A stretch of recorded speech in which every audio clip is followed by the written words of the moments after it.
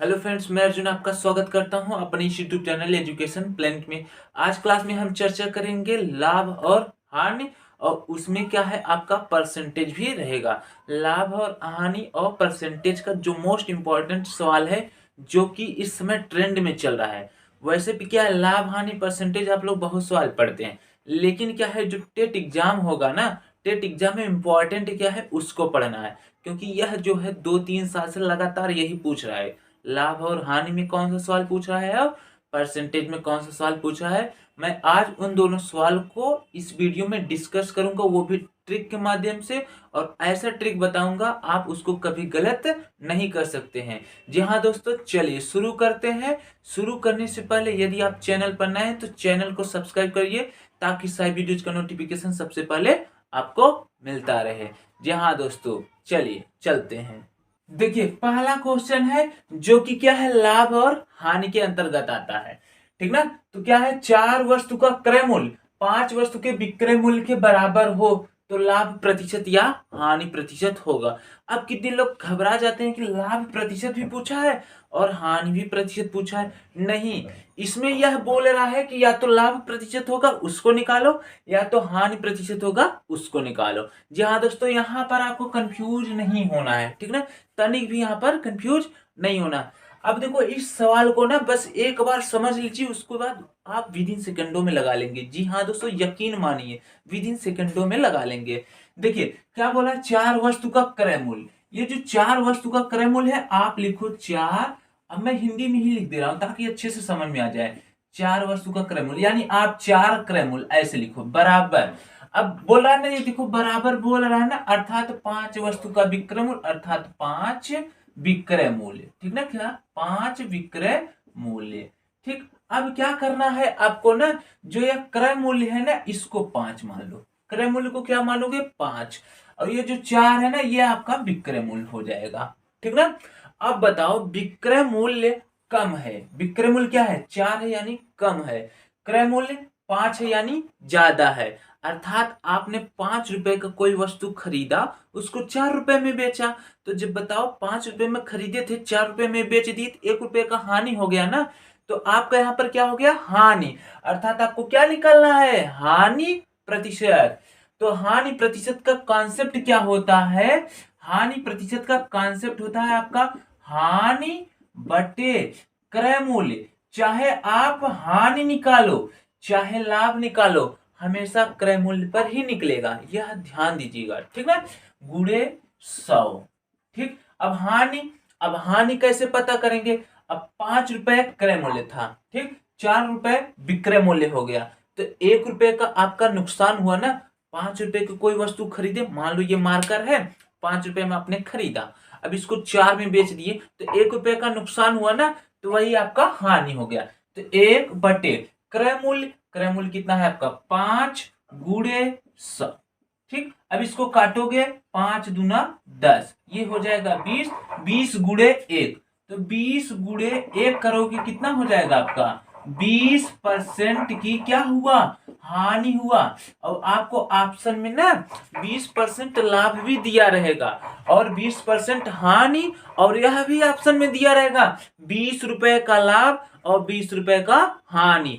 लेकिन आपको कंफ्यूज नहीं होना है, प्रतिशत लगाना है, प्रतिशत। ठीक ना। तो आपका आंसर क्या रहेगा इस क्वेश्चन का, 20% की हानि हुआ। कितने परसेंट का, 20% का। अब देखो, आप समझ गए, इसको तुरंत शॉर्ट फॉर्म में सीखते हैं कैसे। जब भी आपको ऐसा सवाल दिया रहे ना, आप क्या करोगे, क्रय को विक्रय मान लेना, विक्रय को क्रय मान लेना। ठीक ना। जैसे देखो, ये 4 है, इसको आप विक्रय मान लिए, ये 5 है, इसको आप क्रय मान लिए। तो आप देखो, क्रय मूल्य हो गया, विक्रय मूल्य हो गया, तो विक्रय मूल्य कम है, क्रय मूल्य ज्यादा है, घटा दो, आपका 1 आया, 1 हानि हो गया, बटे क्रय मूल्य जो है यानी 5 गुणे 100। ठीक, 20 पंजे 100, आपका आंसर हो गया। यानी अगर आप समझ लेते हैं, 1-2 क्वेश्चन प्रैक्टिस कर लेते हैं, तो बस आप इतने में ही आंसर ला सकते हैं। ठीक, चलिए चलते हैं दूसरे क्वेश्चन की तरफ। संख्या 2 है जो कि प्रतिशत से है।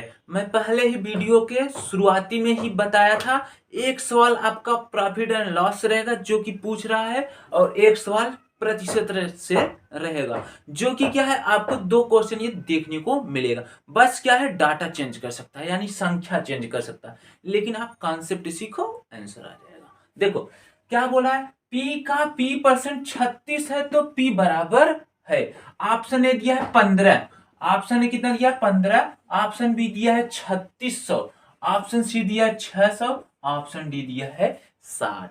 ठीक ना। अब देखो यहाँ का ये ट्रेंड आपको पता होना चाहिए कि कैसे क्या होगा। ठीक है, और हो सकता है आपको जैसे कि यहाँ पर थोड़ा सा ऐसे भी चेंज कर दे, P का P% प्लस इतना परसेंट, मतलब बीच में प्लस भी दे दे, तो उससे घबराने की जरूरत नहीं। प्लस है तो प्लस लगाना, प्रतिशत है तो प्रतिशत को चेंज करना। ठीक, अब इसको सॉल्व करते हैं, देखते हैं कैसे।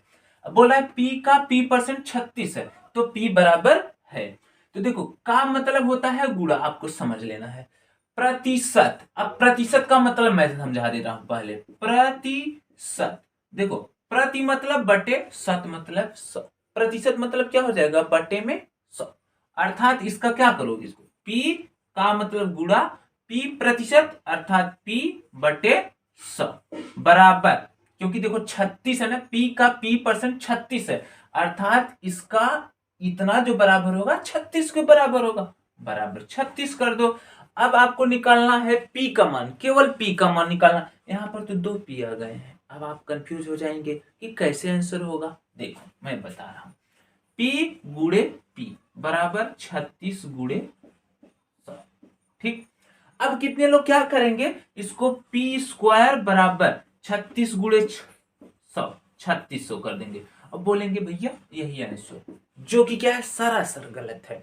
आपको P निकालना है, P² नहीं। ठीक ना। अब P निकालना है तो अर्थात इसका क्या लोगे, वर्गमूल। क्या लोगे, वर्गमूल। तो अर्थात आपका ये 3600 करड़ी में आ जाएगा। ठीक ना। तो P बराबर क्या हो जाएगा, करड़ी में 3600, ये स्क्वायर जाएगा करड़ी लगा देगा, और ये 3660 का वर्ग है, कितने का, 60 का, अर्थात P बराबर 60 आ गया। आपका आंसर क्या रहने वाला है, ऑप्शन नंबर डी। ठीक, अब यहां पर और तरीके, आसान तरीके से कर सकते थे, इसका गुणा नहीं करना था। 2 बार P है, ये 6 का वर्ग है, 6 4 36, ये 10 का वर्ग है, 10 10 में 100। और मैं बता दूं 1 से 20 तक वर्ग आपको याद होना चाहिए, जिससे क्या है आपका दिमाग काम करे कि कौन सा वर्ग कहाँ है और कौन सा वर्गमूल है। ठीक है, तो आज क्लास ये जो प्रतिशत था एक सवाल और एक सवाल प्रॉफिट एंड लॉस था, इन्हीं दोनों पर मैं विराम करता हूं। क्लास कैसा लगा कमेंट सेक्शन में जरूर बताइएगा, और अगर जो भी टॉपिक अगर आपको कोई डाउट है तो उसको कमेंट सेक्शन में बताइएगा, उसको भी मैं डिस्कस कर दूंगा। जहां दोस्तों इसी क्लास के साथ मैं विराम चाहता हूं, मिलते हैं अगले क्लास में, तब तक के लिए धन्यवाद।